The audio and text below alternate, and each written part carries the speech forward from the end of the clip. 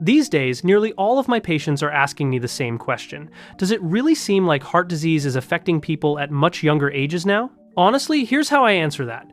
Thanks to advances in healthcare, we're now able to detect problems much earlier that we couldn't identify before. So can I recognize heart disease early? Can I understand this before going to the doctor? In this video, I'm going to talk about 10 hidden signs of heart disease. If you're ready, let's get started. Before we get started, I have a quick request.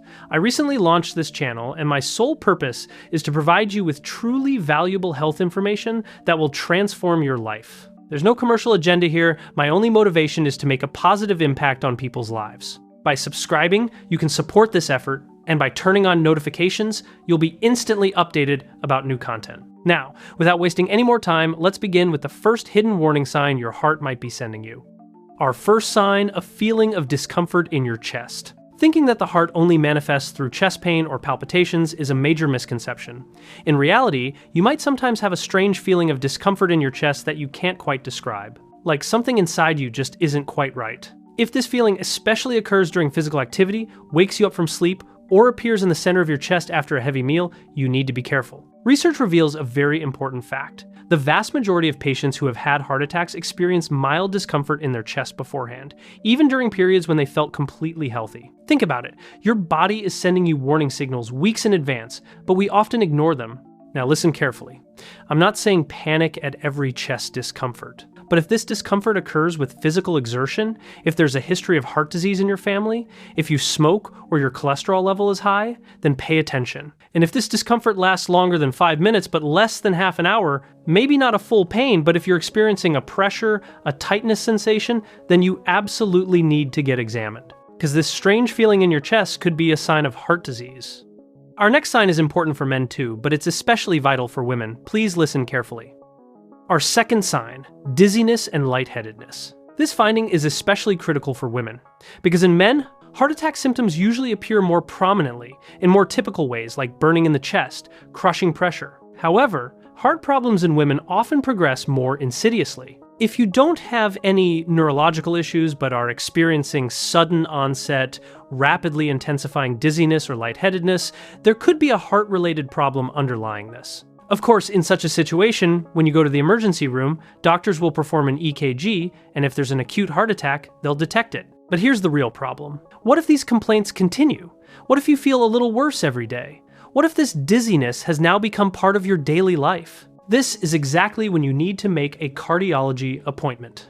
Because after a heart attack, blood pressure imbalances and pulse problems can occur, and these can manifest not as pain, but as dizziness and lightheadedness. By the way, this symptom isn't exclusive to women, we see it in men too. Sudden onset dizziness can sometimes be a sign of sudden slowing or acceleration of the heart rate. Think about it. If someone who was completely healthy yesterday is suddenly experiencing lightheadedness today and there's no neurological problem, the heart must definitely be evaluated. Now, I'm going to talk about a sign that won't even cross many of your minds, but is actually very important. Our third sign, cold sweats. Sweating during exertion is a completely normal bodily response. But pay attention, I'm not talking about normal sweating here, I'm talking about cold sweats. The environment isn't hot, you're not doing any strenuous activity, but cold sweat is pouring from your forehead. When you look in the mirror, you see that your face has turned pale. Your pulse has either abnormally sped up or slowed down. This picture can be a sign of a heart-related problem. Especially such complaints that occur during physical activity should be considered as a heart problem until proven otherwise. Of course, cold sweats can have other causes. But if you're experiencing this symptom and no other explanation can be found for it, priority should be in cardiology. First, make sure your heart is healthy. Then other possibilities can be investigated if necessary. Now we come to a very important but frequently overlooked sign. If you're not as energetic as you used to be, listen to this section very carefully. Our fourth sign, early fatigue. Early fatigue should be considered a sign of heart disease until proven otherwise. Why am I saying this so definitively? Because as a cardiologist, I encounter this in the office every day. This isn't a rare situation, quite the contrary, it's very common. Heart failure, a silent heart attack that's been suffered, valve diseases, valve narrowing, in all of these, the only symptom can be early fatigue. What patients tell me is always similar. I used to climb 3 flights of stairs without stopping, now I'm even struggling to climb 1 flight. I get out of breath, I get tired, It's like my chest is congested. Most people normalize this situation. They say, I'm getting older now, I'm out of shape, plus I smoke too, it's probably because of that. No. First, heart diseases must be ruled out. The diagnosis isn't difficult. With a simple EKG, an echocardiography, or a few additional tests, whether there's a problem with the heart can be easily determined. Look, I'm not saying everyone who gets tired early is a heart patient, but I'm saying this clearly. Early fatigue can sometimes be the single most important message your heart is sending you. Don't take this lightly. Don't say, my legs give out when I walk, this can't be from my heart. Don't say, I get a little short of breath, this is probably from my lungs. Come to cardiology, let's first determine whether there's a heart attack or heart failure, then we can refer you to other departments if necessary. There's a rule in medicine, first the heart, then everything else. Our next sign is a situation where your body is sending you very clear signals, but most people attribute it to different causes. Our fifth sign, swelling in the legs. Another important sign related to the heart, sometimes even the only sign, can be swelling in the legs. A patient with swollen legs usually goes to 3 different departments. First is cardiology, because heart failure causes edema in the legs. Second is cardiovascular surgery, because venous insufficiencies can also lead to leg swelling. Third is nephrology, because protein loss from the kidneys causes fluid accumulation in the body. But I'm telling you this, cardiology first. First, let's see if there's heart failure or not. If there's swelling in your legs that wasn't there before, this could be a sign of newly developing heart failure. Especially if swelling occurs in your legs in the evening hours, if your shoes feel tighter, if the marks from your socks remain on your legs, these are important clues. If the heart can't pump adequately, fluid accumulates in the lower parts of the body, especially in the legs. Now I'm going to talk about a sign that will probably surprise you. Many people never associate this with the heart, but it's actually a very typical finding. Our sixth sign, jaw pain.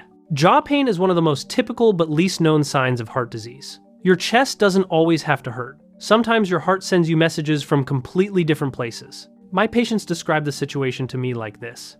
It's like I swallowed an apple and it got stuck in my esophagus. Like it stayed there. Or like there's a quince in my throat. Sometimes I feel pressure on my jaw, like it's hitting my lower jaw. When it's described this way, until proven otherwise, the first thing to think of should be the heart. Especially if you're feeling discomfort extending toward your esophagus in the lower part of your jaw, or if there's pain in your upper jaw area, this should definitely take you to cardiology. Sometimes patients say, it's like I'm clenching my teeth. Why? Because the nerve distribution from the heart can sometimes extend all the way to the upper jaw. So what I'm trying to say is this, not every jaw problem may be related to your teeth. Sometimes your heart might be calling out to you through your jaw. Now let's get to a sign that many people dismiss as a stomach problem, but can actually be an alarm for the heart. Our seventh sign, stomach-related problems. Equating heart attack only with chest pain is a common misconception. In reality, a heart attack can sometimes manifest as heartburn, indigestion, nausea, and vomiting. What's even more interesting is that in some heart failure patients, the only complaint is stomach swelling. The patient comes and says, my stomach is swollen, I'm uncomfortable, and when we examine them, we detect heart failure. This isn't a very rare situation. Be especially careful about heartburn, because heartburn and heartburning give very similar symptoms. Don't dismiss it saying, this is probably gastritis, a stomach issue, it can't be from the heart. Especially if you have newly onset stomach complaints that occur together with nausea and vomiting, never neglect going to cardiology. Even if you've received treatment in the emergency room, definitely make a cardiology appointment afterward. Explain the situation to your doctor in detail. Get an EKG, have an echocardiography done, some additional imaging may be needed, because it's essential to investigate whether there's a heart-related problem. About our next sign, there's a common belief that heart pain always radiates to the left, but the reality is very different, and I'm going to explain this now. Our eighth sign, arm pain. There's a common belief that heart pain always radiates to the left. Patients often come, my finger on my left hand is numb, could it be from my heart? Let me clarify right away. A single finger going numb isn't from the heart. Even if it's on the left side, just 1 or 2 fingers going numb generally isn't related to a heart problem. But here's the interesting part. Heart pain doesn't have to radiate to the left every time. Pain on the right side of the chest, if it's of a pressing nature, if it's radiating to the arm, if it's hitting the jaw, should also be evaluated as heart pain. Why am I emphasizing this? Because sometimes heart pain can manifest in non-typical ways, meaning it can radiate toward the right side instead of the classic left side. Please don't think, my right arm hurts, so this can't be from my heart. Right chest pain, right arm pain should also be a serious warning for you and should take you to a doctor. Now we're coming to a sign I've been encountering frequently, especially recently, and that most people don't take seriously. Our ninth sign, shortness of breath. Maybe you can still climb stairs, your exercise capacity is still at a reasonable level, but pay attention. If you notice your breath getting short when climbing 2 flights of stairs, if you find yourself out of breath, the heart needs to be considered first until proven otherwise. Why is this so important? Because if a complaint is caused by the heart, that complaint is serious. Diagnosis must be made quickly, treatment must be administered quickly. If your newly onset shortness of breath is now reducing your exercise capacity, if it's shortening your walking distance, a heart-related problem should be investigated first. Why the heart first? Because we can't distinguish whether it's just starting, whether it's in the early stage or late stage. That's why getting examined without wasting time is essential. If you also have newly onset shortness of breath recently, please don't neglect your cardiology checkup. And now we've come to our final sign. Most people who hear this symptom are surprised and ask, what does this have to do with the heart? But believe me, it's very important.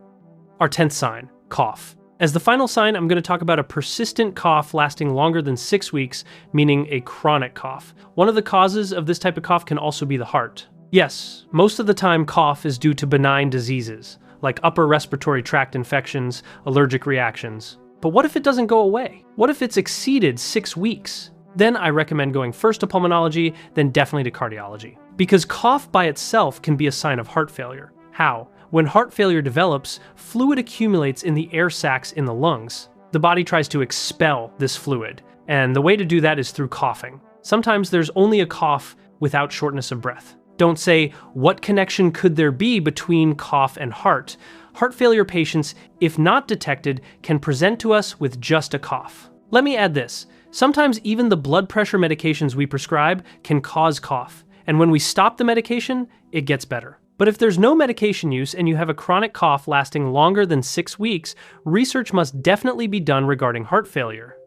So in this video, I shared with you the hidden signs of heart disease. I tried to answer the concern that's frequently asked of me. If any of these 10 signs are present in you, and especially if there's a history of heart disease in your family, if you see risk factors in yourself, please go to cardiology without wasting time. Because each of these signs can be an important clue by itself. Remember, your heart talks to you every day. You just need to learn to listen to it. If you have any questions for me, please don't hesitate to mention them in the comments. I try to answer all comments whenever I have time. I'm Dr. Evan Hartley. On the Health Hub channel, I try to provide you with important information for a healthy life. Don't forget to like, subscribe, and comment for more content. Stay healthy.